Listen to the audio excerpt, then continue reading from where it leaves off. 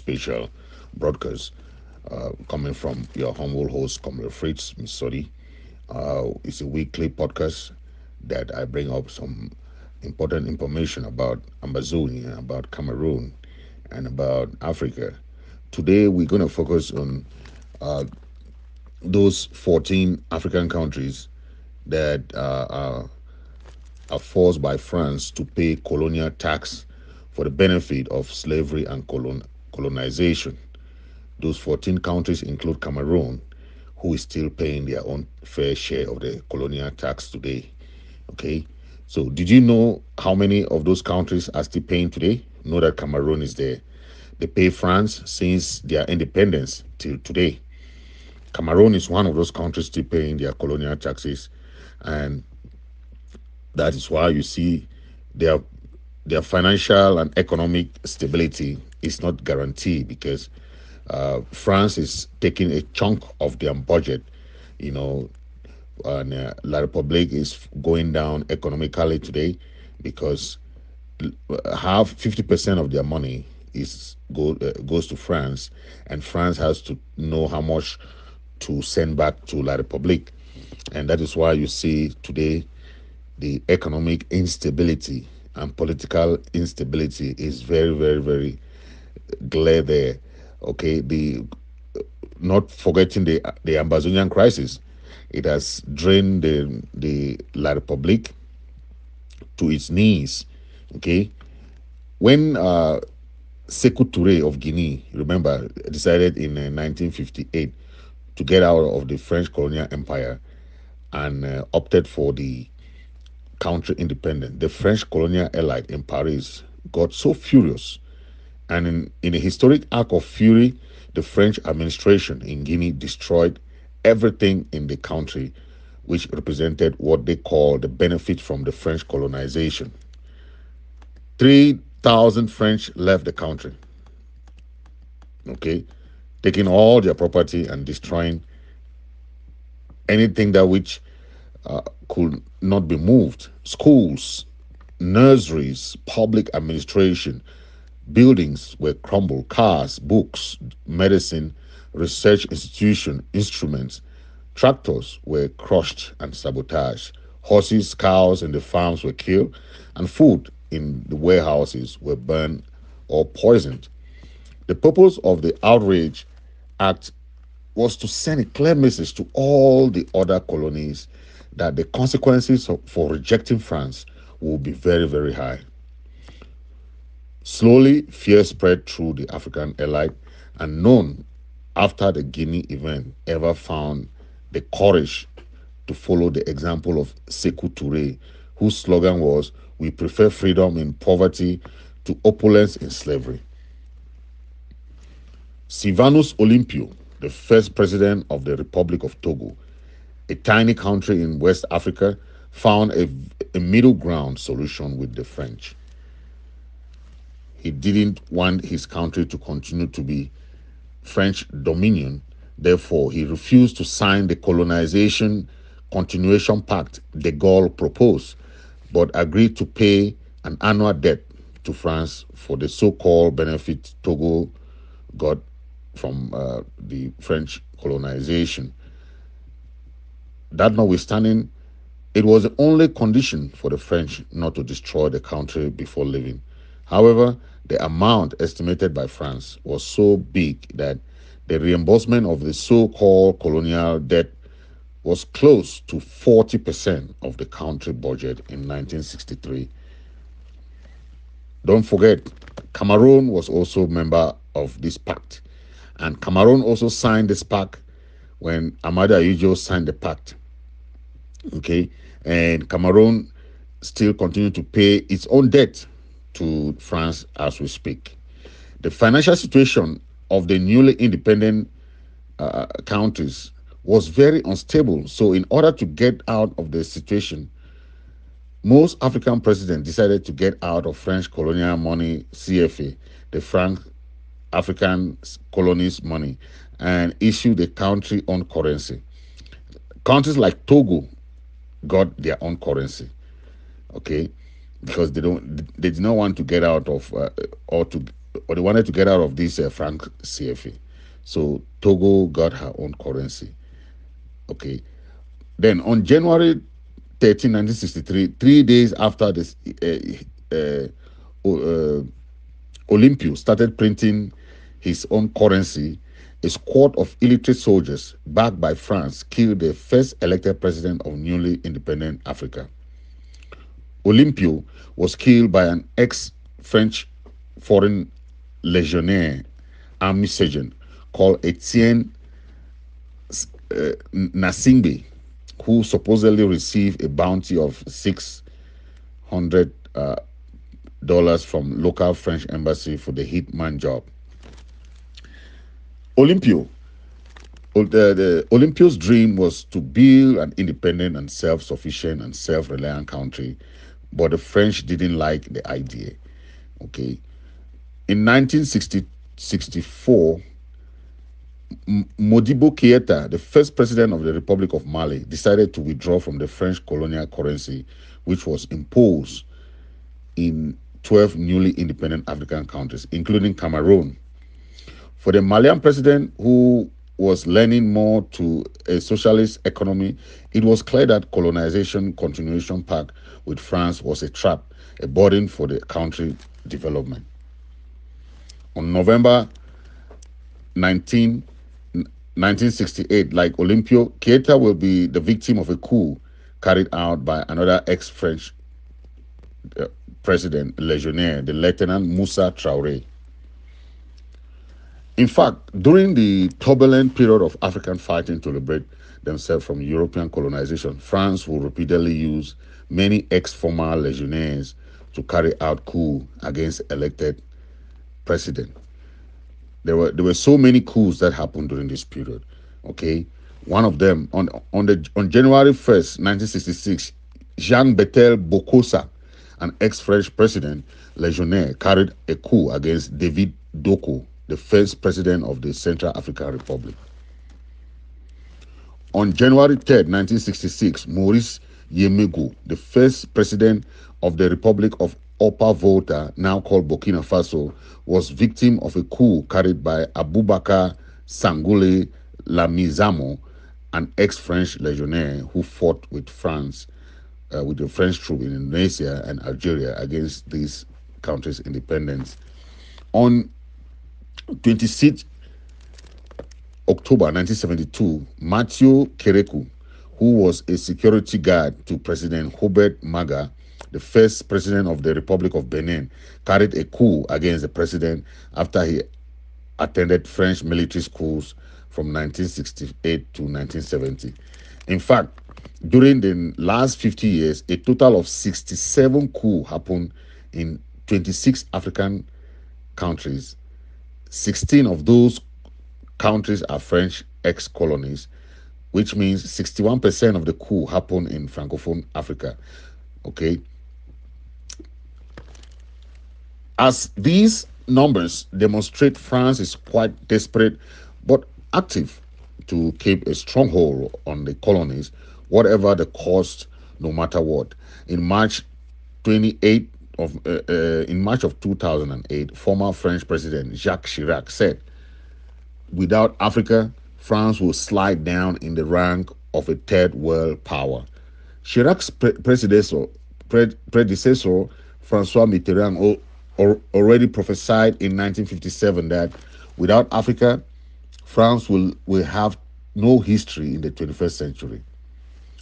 At this very moment, I'm writing this article about this French domination. 14 African countries are obliged by France through a colonial pact to put 85% of their foreign reserve into France Central Bank under French Minister of Finance control. Until now, Togo and 13 other African countries still have to pay colonial debt to France. Of recent, we know of Burkina Faso, Niger, and Mali that have opted out of this pact.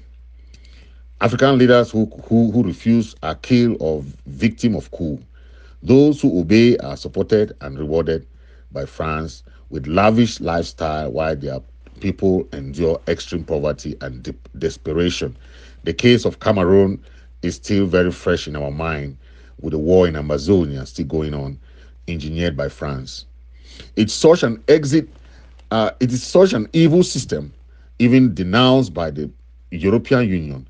But France is not ready to move from the colonial system, which put about $500 billion from Africa to its treasury year in, year out. We often accuse African leaders of corruption and serving Western nation interests instead, but there is a clear explanation for that behavior.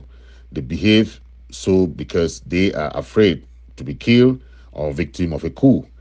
They want a powerful nation to back them in case of aggression or trouble.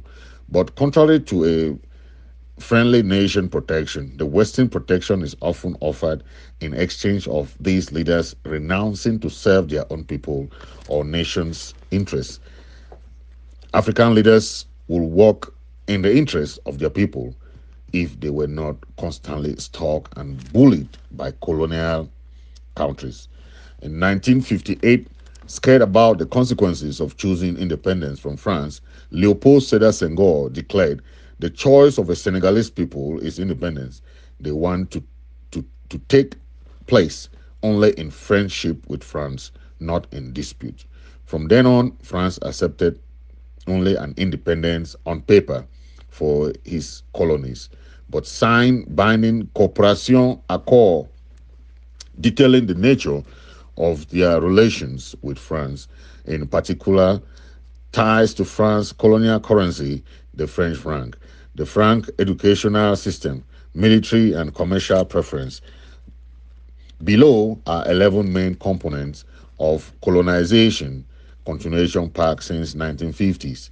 1. Colonial debt for the benefit of France colonization. That is the pact that has been signed by all these countries. Okay, and don't forget, Cameroon is still part of this pact, still sending huge chunk of money to France to survive the regime. Okay, this is about regime survival. Okay, number one, colonial debt for the benefit of French colonization. The newly independent country should pay for the infrastructure built by France in the country during colonization. So I still have to find out the complete details about the amounts, the evaluation of the colonial benefit, and the terms of payment imposed on these African countries. But we are working on that. For example, Cameroon will send, most of these countries will send at least 500 million. Okay, 500 million, and huge chunk of other resources are being swindled from these countries because of this pact. Number two, automatic confiscation of national reserve, like I just mentioned. The African countries should deposit their national monetary reserve into France Central Bank. That is the money that we're talking about, right? All these countries, France has been holding the national reserve of these 14 countries. But now we saw Burkina Faso, Mali, and Niger that have fought to come out, right? But the rest are still there. Benin is there, Ivory Coast is there, Senegal, Togo, Cameroon, Central Africa, Chad, Congo, Brazzaville, Equatorial Guinea, and Gabon. They are still there, okay? Still sending that money to France, okay? This monetary policy governing such a diverse aggregation of countries is uncomplicated because it is, in fact, operated by the French Treasury without reference to the central physical authorities of any of the countries, right? Under the terms of the agreement which set up these banks, the CFA, the central bank of each African country, is obliged to keep at least 65% of its foreign exchange reserve in an operation account held at the French Treasury, as well as another 20% to cover financial liabilities. The CFA central banks also impose a cap on credit extended to each member country, equivalent to 20% of that country's public revenue in the preceding year, even though the BEAC and the BCAR have an overdraft facility facility with the French Treasury. The overdraws on those overdraft facilities are subject to the consent of the French Treasury. The the final say is that of the French Treasury, which has invested the foreign reserve of the African countries in its own name on the Paris bulls. In short, more than 80% of the foreign reserve of these African countries are deposited in the operation account controlled by the French Treasury. The two CFA banks are African in name but have no monetary policy of their own. The countries themselves do not know, nor are they told how much of the pool of foreign reserve held by the French Treasury belongs to them as a group or individually. The earnings of the investment of these funds in the French Treasury pool are supposed to be added to the pool, but no accounting is given to either the banks or the countries of the detail of any such changes. The limited group of high officials in the French Treasury who have knowledge of the amounts in the operation accounts where these funds are invested, whether there is a profit on these investments, are prohibited from disclosing any of this information to the CFA banks or central banks of the African states. This is about very troubling because Cameroon is members of these 14 African countries, and it is still paying its own fair share of this debt, colonial debt, to the French Treasury. It is now estimated that France is holding close to 500 billion African countries' money in its treasury and will do anything to fight anyone who wants to shed a light on this dark side of the old empire. African countries don't have access to that money. Don't forget, Cameroon either don't have access to that money. Cameroon is suffering from fuel subsidy, but they cannot collect any money in in that account. But they have to pay interest every time. They have to pay interest. Okay, if they need any money from that account, they have to borrow. But France has used a lot of money in the Amazonian crisis that they cannot give like bring money anymore. So what they have to do is just to sabotage them. France allows them access only 15% of that money. Just imagine in any given year. So if La Republique has billions and billions of France CFA in that account, they can only take 15%. Okay, if they need more than that, they have to borrow. Okay, the extra money from their own 65% from the French Treasury at commercial rate. So they borrow you with interest.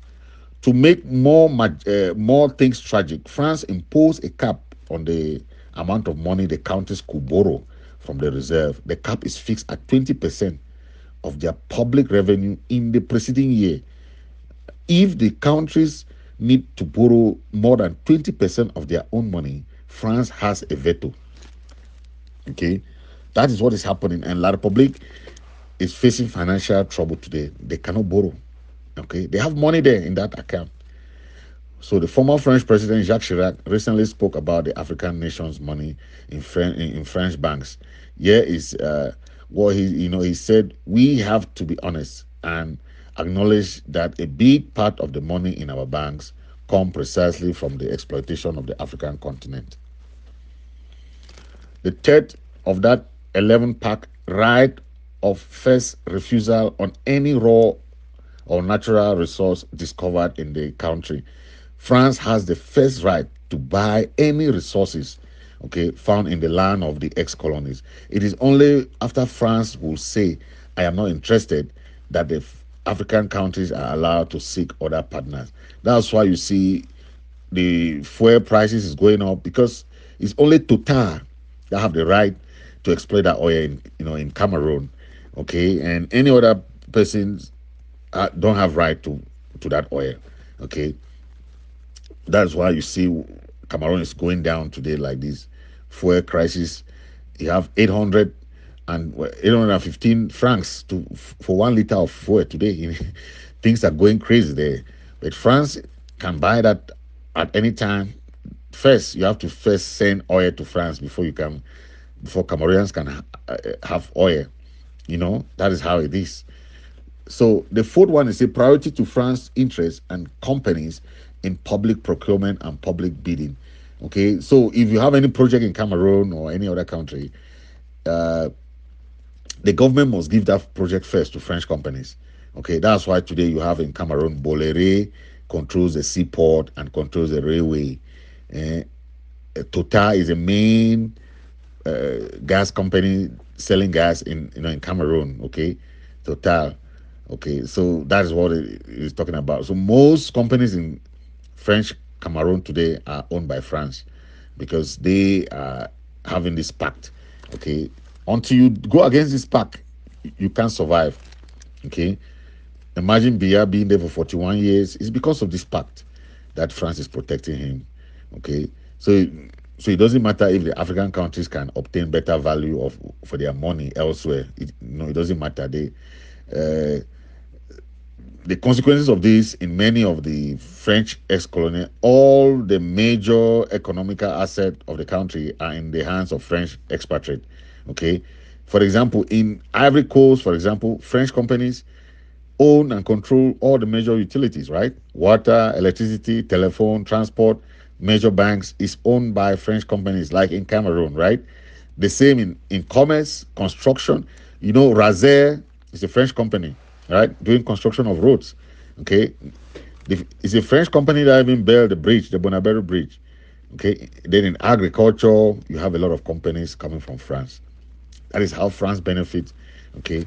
The fifth point for that pact is exclusive right to supply military equipment and train the country military officers. In the Amazonian War of Independence and other crises in Africa, France has been supplying war material to all these countries. So through this sophisticated scheme of scholarship, grants, and defense agreement attached to the colonial pact, the Africans should send their senior military officers for training in France or French-run training facilities. Okay, that's what is happening to all these 14 African countries. So the situation on the continent now is that France has trained hundreds, even thousands of traitors and nourished them. They are dormant when they are not needed and activated when needed for a coup or any other purpose. Okay. Six, right to France to pre-deploy troops and intervene in military country, defend their interests, right? That's what France can do, and France has been doing in many African countries. So under something called defense agreement, okay, attached to the colonial pact, France had the legal right to intervene militarily in the African countries, and also to station their troops permanently in bases and military facilities in those countries run entirely by the French. Okay, don't forget, gendarmerie is a French-run entity. Gendarmerie has nothing to do with Cameroon. Okay, gendarmerie is a French force, and there's gendarmerie in all African countries. The France pays gendarmeries, but they take money from their own resources and pay them. That's what happens. So gendarmerie are people who have higher salary than army. Okay, in all African countries today, because France is paying them through that money that you even keep in the account. France takes some money there and pay them. That's what happens. Okay, so French military bases across Africa are so many. Right, that's what happened. Okay, seven, obligation to make French the official language. Okay, you've seen how they call it France Outre-mer. That's how they call all these African countries. Okay, that French language and culture is what Biya told Mo Ibrahim that he wanted to assimilate us, but it was very difficult for him to assimilate the Ambazonian people because the English language was so strong to assimilate. Okay, the culture, the people, everything English is so difficult to change. That's why the British could not use the policy of assimilation on the people, because it was difficult for them to use any other way. They were using by the indirect rule on the people, right? Very, very difficult. Number eight, obligation to use French franc. Okay, that one is normal. We all know the French franc is what is being used in across African countries, right? Yes. That was a real make cow for France, okay? The France CFA. You want to do anything with that money, they determine the exchange rate, they determine everything, okay? That's why you see it's very difficult for uh, these African countries to come out from this system because they are being tied with the French franc, okay?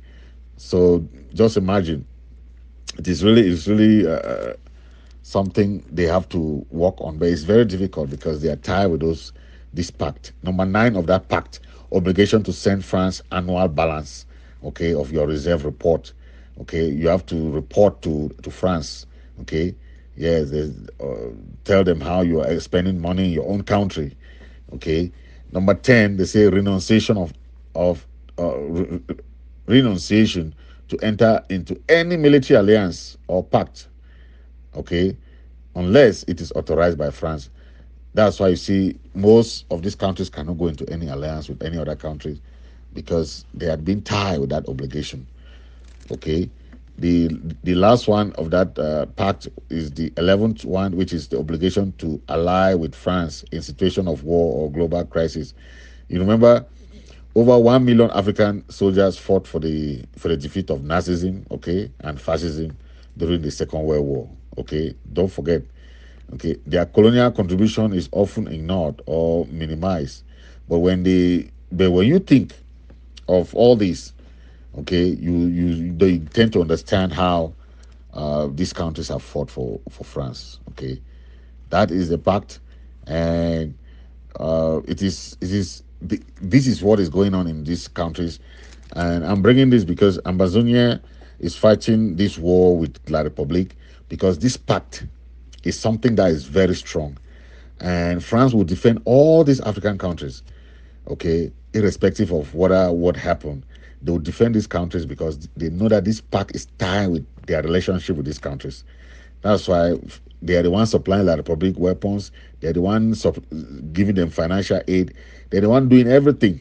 Okay, so even though La Republic is suffering from this financial, France will still do something to help them financially to still continue the war because they know that that war keeps most of these countries and these companies, these French companies that are in these countries, are the one also uplifting the French economy.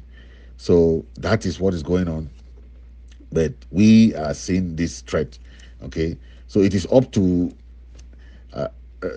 Ambazonian and the Africans to to free themselves. Okay, you don't have to ask permission. That's why we say this our crisis in Amazonia is something that we have to look at it in the lens of this kind of way, so that we know that we don't have no way to get out of this crisis without really working so hard. Okay, we have to fight hard. Okay, and make sure that we kick both La Republic and France out of our territory. Okay, you don't have to ask them any more questions because we all know their machination, their evil machination, and what they're doing in Ambazonia.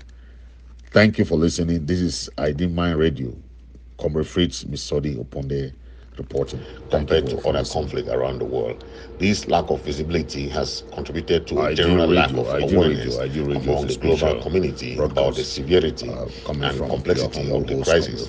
Additionally, the Amazonian crisis has been termed the most neglected because of lack of visibility. Today, we see the further escalation of the crisis, and the world remains silent about the whole thing.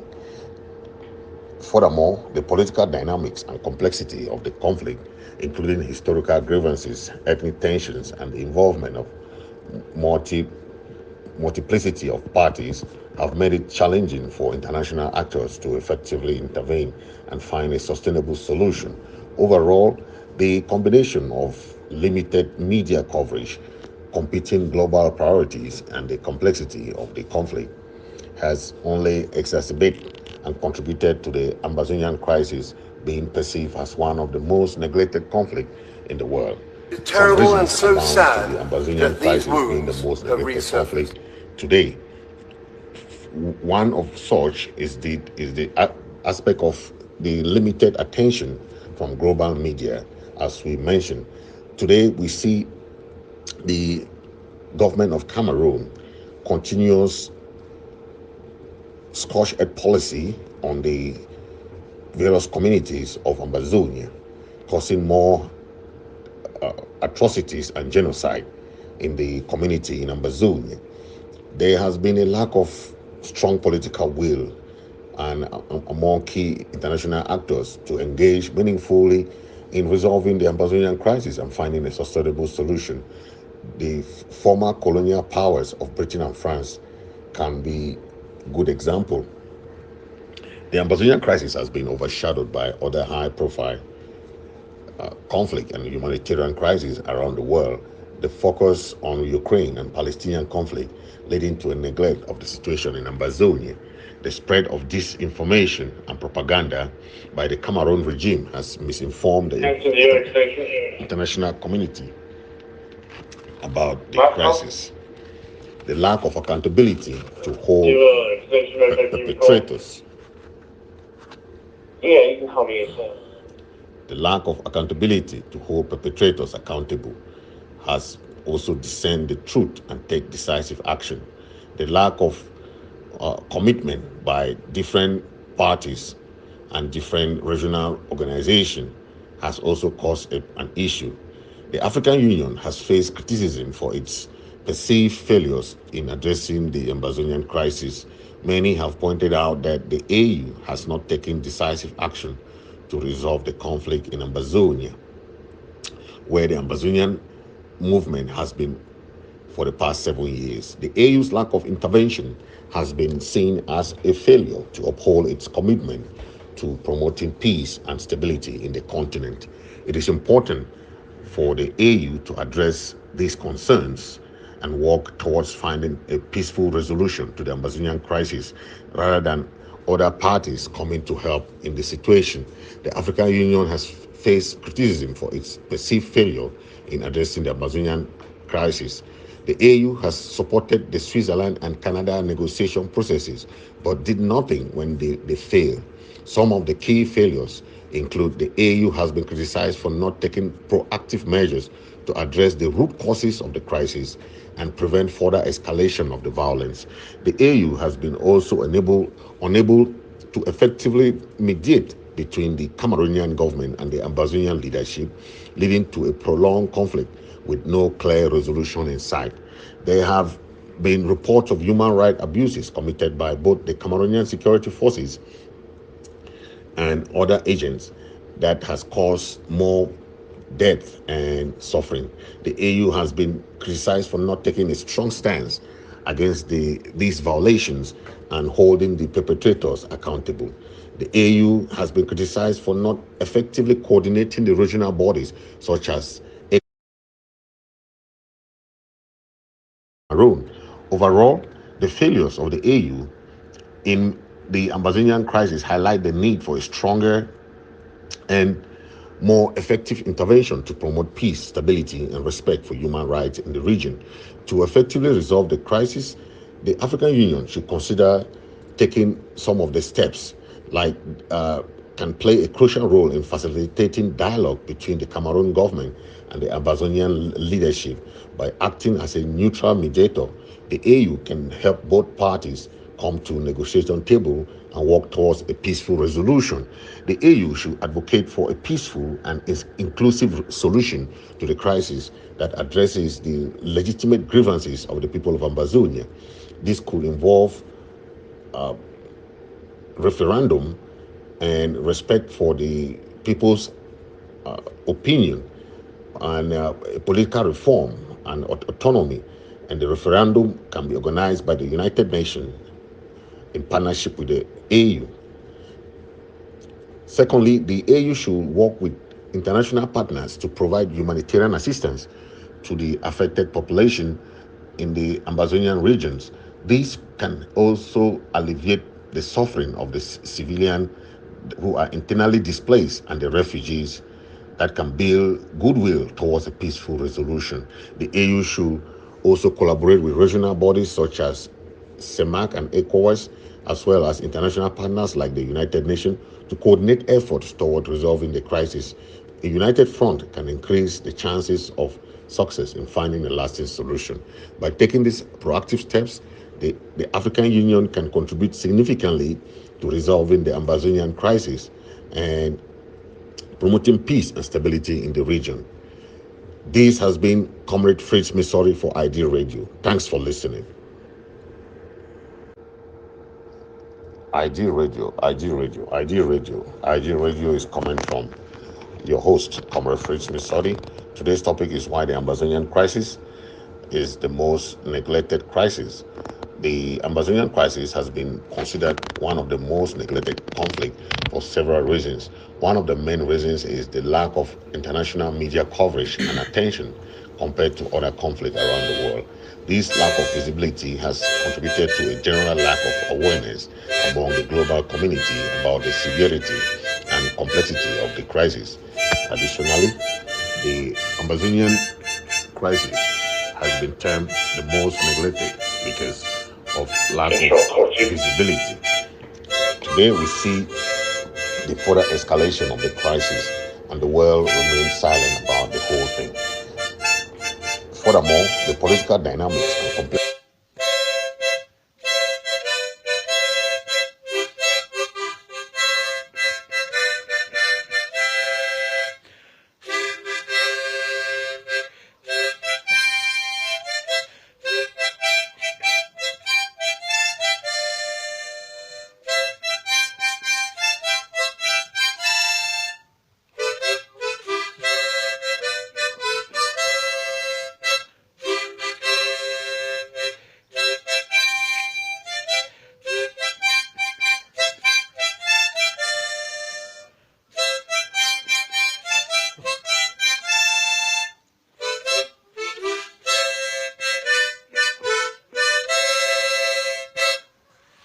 Amazonia for life.